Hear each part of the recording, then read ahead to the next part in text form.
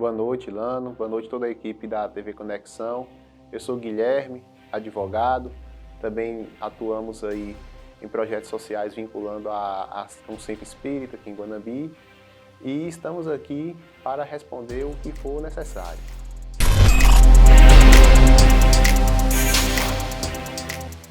A advocacia é uma paixão que surgiu no decorrer da faculdade de Direito.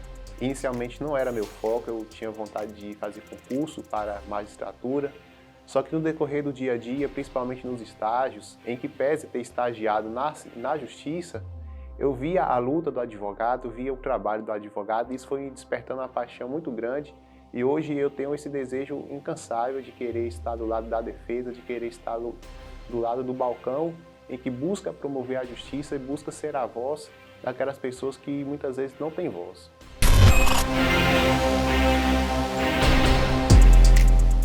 Eu acho essa pergunta um pouco complexa.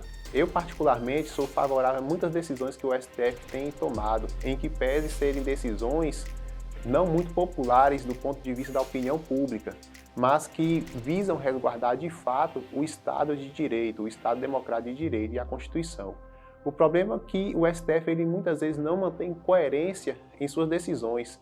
Ele acaba mudando de opinião muito facilmente e essa contradição acaba gerando uma espécie de confusão na mente das pessoas. E por isso que ele tem perdido uma credibilidade popular. No entanto, do ponto de vista jurídico, muitas dessas decisões realmente são decisões que corroboram, que visam cumprir a Constituição.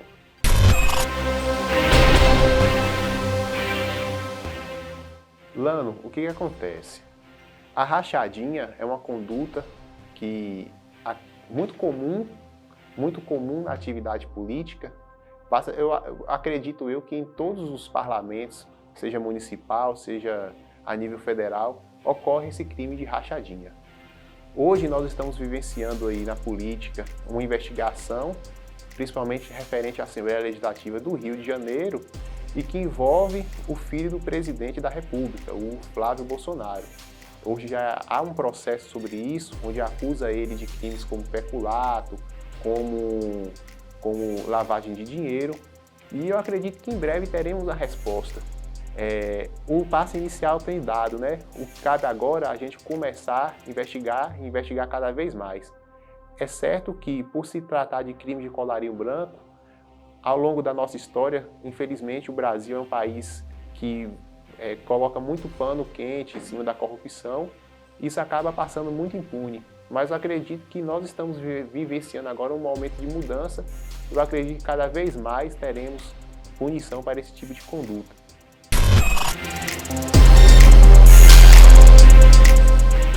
Certamente foi um crime político. Marielle tinha uma atividade política muito intensa, principalmente nas comunidades. Ela fazia muitas denúncias referentes a milícias.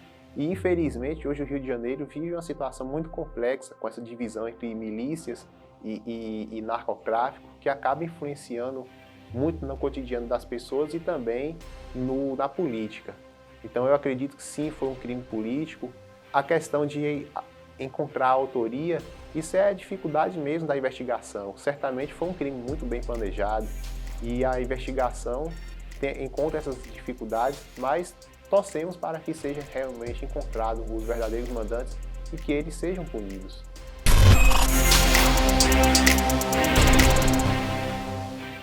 Lano, a OAB de Guanabi tem uma história muito bonita. Nós já tivemos no passado grandes presidentes que realmente ajudaram a construir, consolidar a Ordem dos Advogados em Guanabi. Inclusive, se me permitir, eu quero até mandar um abraço para o Dr. Marco Antônio Junger, que foi um grande presidente, talvez um dos principais nomes da OAB de Guanabi. Ocorre que hoje nós temos uma dificuldade por conta da pandemia e nós não estamos, na minha opinião, posso até divergir de outros colegas, mas hoje a gente não vê muito uma atuação muito constante da OAB em Guanabi. Talvez em virtude da pandemia, realmente dificulta, até porque há uma limitação muito grande de verbas.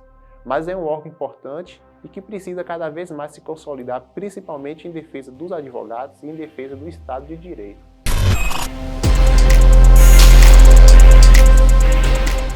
Acredito que sim. Houve uma investigação muito forte ela foi submetida ao tribunal do júri e a acusação tinha como promotor de justiça o promotor Roberto Tardelli, que é um excelente promotor, é um dos principais nomes que o Ministério Público do Brasil teve, principalmente no tribunal do júri, e que não é um promotor punitivista, é uma pessoa que tem uma visão muito humanitária. Mas naquele caso foi um crime muito bárbaro, né, onde se matou os pais de uma forma muito cruel e ela sofreu a sanção adequada. O que eu discordo hoje é a forma com que a execução da pena dela tem acontecido. Em virtude do crime que aconteceu, do clamor popular que teve, ela tem sofrido assim, represálias no que tange à progressão de pena, porque, em minha opinião, ela já teria direito hoje a uma progressão de pena, talvez inclusive ao regime aberto. Mas, enquanto do ponto de vista do julgamento, foi um julgamento correto, justo, e a pena dela foi uma pena adequada.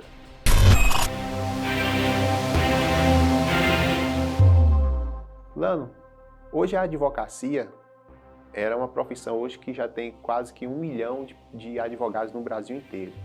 O Brasil hoje ele tem mais de 1.000 faculdades de direito, o que equivale às faculdades do mundo inteiro.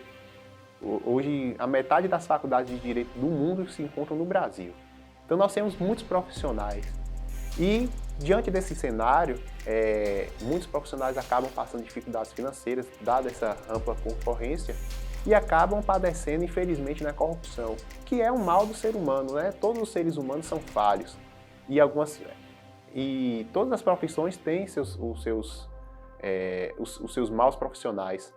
Ocorre que nós estamos enxergando isso cada vez mais na advocacia, talvez por essa questão social, de ser hoje uma profissão com muitos profissionais e que às vezes acabam se tentando, né, ceder nas tentações da corrupção.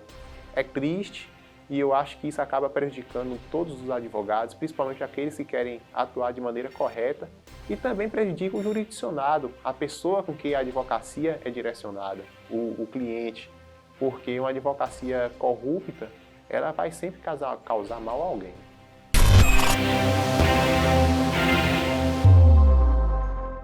O flagrante é quando uma pessoa é pega ali cometendo um crime. O flagrante, existe várias espécies de flagrante, tem aquele flagrante próprio, que eu acabo de ver a pessoa cometendo um crime ali. Tem aqueles flagrantes que você não vê, mas você está em perseguição de uma situação de crime. É basicamente isso, a pessoa, em um termo assim, popular, foi pego na boca da botija, né? E o interessante no flagrante é que a prisão em flagrante pode ser dada por qualquer pessoa do povo pode dar voz de prisão em flagrante para quem é visto cometendo crime. O que acontece? Essa pessoa será conduzida à delegacia que irá lavrar o procedimento, mas a faculdade de dar voz em prisão em flagrante, qualquer pessoa do povo pode fazer isso.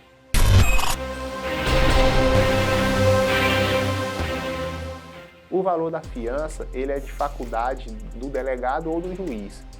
Para aqueles crimes onde a pena é até de 4 anos, o delegado que pega a pessoa em flagrante, ele pode lavrar uma fiança. Quando o crime ultrapassa 4 anos, a pena de 4 anos, a faculdade de conceder a fiança é do juiz.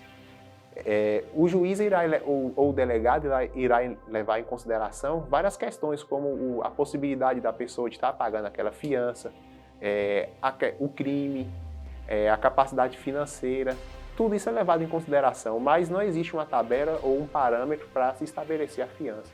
Tanto que a gente vê casos assim que se estabelece, por exemplo, um salário mínimo, uma pessoa que foi pega com a receptação, e existem casos assim, grandes que o juiz estipula R$1 milhão, por exemplo. Depende muito da circunstância do caso e da capacidade econômica da pessoa.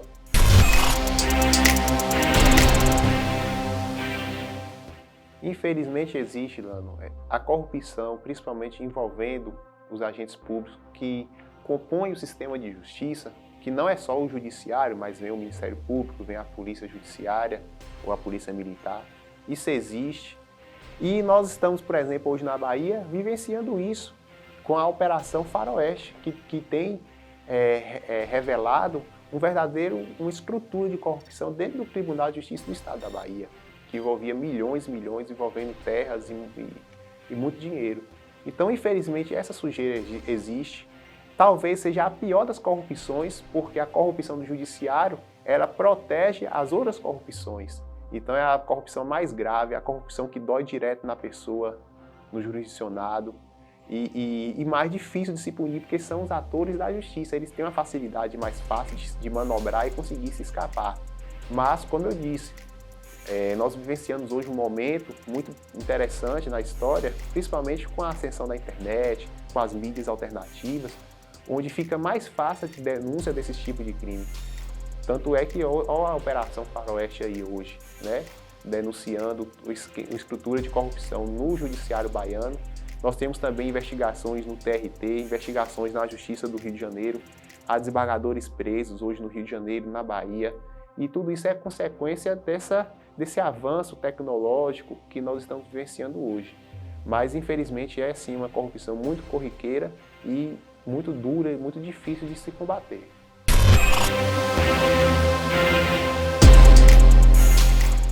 Sinceramente, eu acredito que a política de Bolsonaro é uma política muito equivocada, uma política... Na verdade, eu vejo uma falta de política, porque vamos citar o exemplo da pandemia. Em menos de um ano, mudar várias vezes o ministro da Saúde, numa crise sanitária tão grande que nós estamos vivenciando, talvez uma das maiores da história, é uma falta de política, é uma falta de bom senso. Eu vejo ele uma pessoa assim, desequilibrada, que não tem coerência no que fala, é uma pessoa muito agressiva, basta ver os discursos dele sempre atacando os setores de imprensa, sempre atacando os opositores. É uma pessoa que tem dificuldade de conviver com o opositor. E dentro da democracia, isso não pode prevalecer. Além de tudo, a gente vê hoje o cenário político por ele composto por pessoas sem preparo, como ele pregava, né? Ele fez a campanha dele baseando em quê? Que queria estruturar com profissionais preparados. E é tão mentira isso que o ministro da Saúde não era nem médico, o antigo ministro que saiu, né? Era uma pessoa da área militar. Então, assim, o Brasil hoje vive um estado de calamidade muito grande, com muitas mortes. Hoje o Brasil é um risco mundial, infelizmente.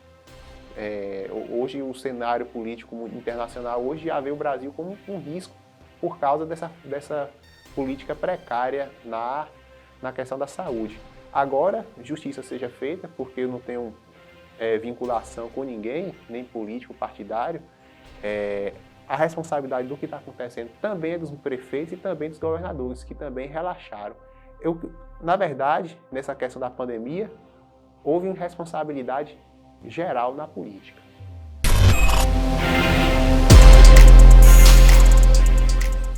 O crime doloso é aquele crime que a pessoa age com vontade. Ele quer realmente cometer aquele crime. Se eu atiro em alguém, eu tenho consciência do que eu estou fazendo, eu quero realmente ceifar a vida daquela pessoa. Então isso é um crime doloso. Dentro da questão do dolo, ainda existe o dolo eventual. Eu tenho conhecimento do que eu estou fazendo, eu assumo o risco do que eu estou fazendo. Embora no meu interior eu não querer o resultado, mas tanto faz. Por exemplo, a pessoa que bebe no volante e sai a 160 por hora, ele assumiu o risco daquilo que ele está fazendo. Ele sabe que beber oferece risco às pessoas. Então, isso também se enquadra no crime doloso, nessa categoria chamada dolo eventual. O crime culposo é aquele crime que a pessoa não tem vontade de cometer aquele delito. Ele acaba ocorrendo em virtude de uma imprudência, uma negligência ou uma omissão da pessoa. Por exemplo, se eu deixo um jarro na janela da minha sacada, aquele jarro vem cair por um descuidado meu e atingir uma pessoa e matar aquela pessoa, eu não tive vontade de cometer esse crime. Então, entra na categoria de crime culposo. O que acontece? O crime doloso sempre será punido. O crime culposo vai depender do crime. É necessário que no tipo penal esteja prevista a punição para o crime culposo. Por exemplo, o homicídio culposo tem um artigo, o parágrafo 1º do artigo 121, ele prevê a modalidade da punição do crime culposo. Mas, por exemplo, não existe roubo culposo. Não existe essa modalidade de roubo culposo. Então, a pessoa não é punida por esse crime. Então, assim, vai depender muito da categoria. Mas a diferença é basicamente essa. No doloso, eu tenho vontade de cometer o crime e no culposo eu não tenho vontade de cometer o crime.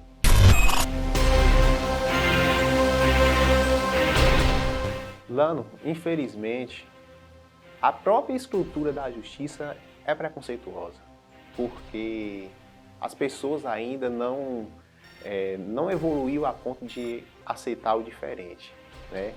Mas existe sim as modalidades de crime para punir pessoas que agem com preconceito. Por exemplo, os crimes contra a honra. Se eu ofendo alguém por ele ser homossexual, você vai ter uma tipificação, a difamação ou a injúria. Se eu discrimino alguém por ser negro, você vai ter também a tipificação.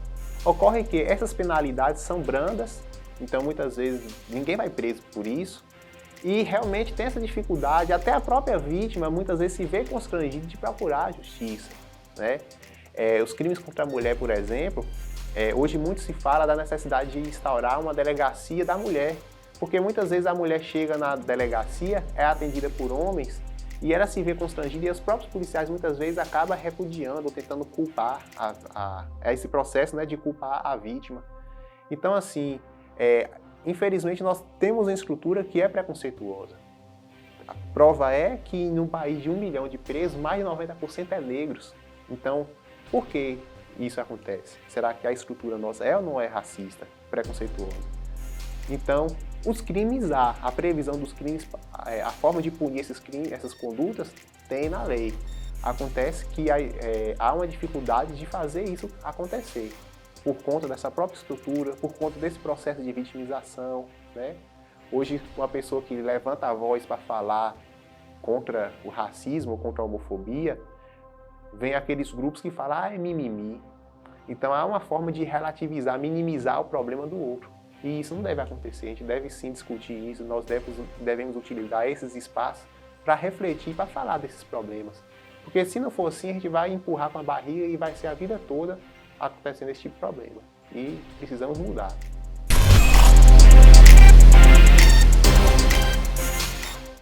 Violência contra a mulher sempre existiu, né? Por causa que nós vivenciamos uma sociedade machista, muitos homens eles possuem sentimento de posse e isso acaba refletindo nesses crimes, não apenas o feminicídio, mas os crimes que envolvem violência doméstica, a Lei Maria da Penha, os crimes sexuais. Isso, infelizmente, está na nossa estrutura social. É um problema que precisamos mudar, um problema de ponto de vista cultural. A questão do crime de feminicídio foi mais uma atuação política, para quê? Para tentar aumentar a pena daquelas pessoas que tiram a vida das mulheres. Porque assim, antigamente, a pessoa, por exemplo, cometia o feminicídio, aí vinha determinadas qualificadoras, como motivo torpe, fútil, ou as qualificadoras objetivas. Ocorre que a pessoa muitas vezes tomava ali uma pena de 14 anos e com o nosso sistema de progressão de pena, com 7 anos ou menos, ele já estava na rua. E a sociedade tinha sentimento de impunidade, né? Então eles visam aumentar a pena até como forma de tentar fazer com que uma pessoa reflita sobre cometer ou não feminicídio. A dificuldade é que por esses crimes serem crimes de natureza cultural, a pessoa que comete feminicídio aí não pensa na pena que ele vai tomar, por mais que hoje a pena seja mais alta em virtude dessa nova circunstância qualificadora, que é o feminicídio. Eu acho que houve ali uma questão muito de cunho político, realmente, até para dar uma satisfação às próprias mulheres, mas que impede, o que vai impedir crime não é pena, nem que fosse pena de morte. Isso não impede o ser humano de cometer crime algum. O que impede o ser humano de cometer crime, isso já dizia César Beccaria, é a certeza da punição, independente da pena ser de 1 ou 10 anos, é a certeza que a pessoa não será impune, e também o investimento na questão cultural, na questão educacional. A gente precisa falar desses assuntos, precisa ensinar desde criança que devemos respeitar as pessoas, né? E isso é uma questão que é um processo longo, mas que a gente precisa trabalhar cada vez mais.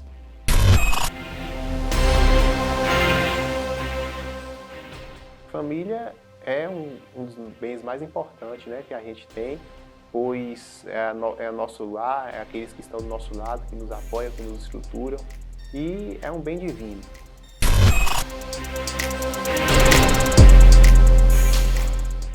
Deus é o Pai Criador de todas as coisas, Ele é justo, Ele é benevolente com a gente, trazendo aqui um ponto de vista até da questão por ser espírita, kardecista, né? Deus é o Criador de todas as coisas, a inteligência suprema. Então Ele está por nós, Ele ama a todos e a gente deve sempre ser devoto a Ele, né? E buscar praticar o bem e o amor.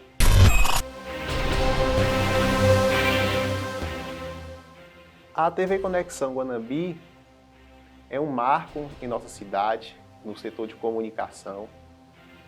E não apenas em nossa cidade, mas é uma iniciativa de ponto de vista nacional, porque hoje nós estamos no mundo da internet, que cada vez mais vem crescendo, e que tem escanteado, de uma certa forma, as mídias tradicionais.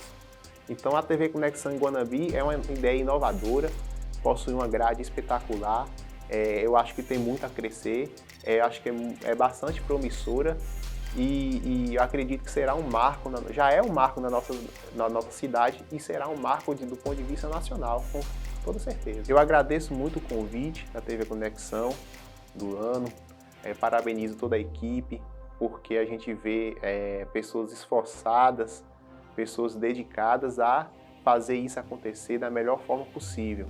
Então eu parabenizo todos vocês, agradeço os ouvintes, que esse programa, essas palavras, possam de alguma forma atingir as pessoas e possam de alguma forma esclarecer dúvidas das pessoas. Eu quero mandar um abraço para toda a minha família, a minha namorada Fernanda, e dizer às pessoas que tenhamos paciência, que esse momento de dificuldade que nós estamos vivenciando com a pandemia, todos esses problemas, um dia passa, como tudo na vida passa, né?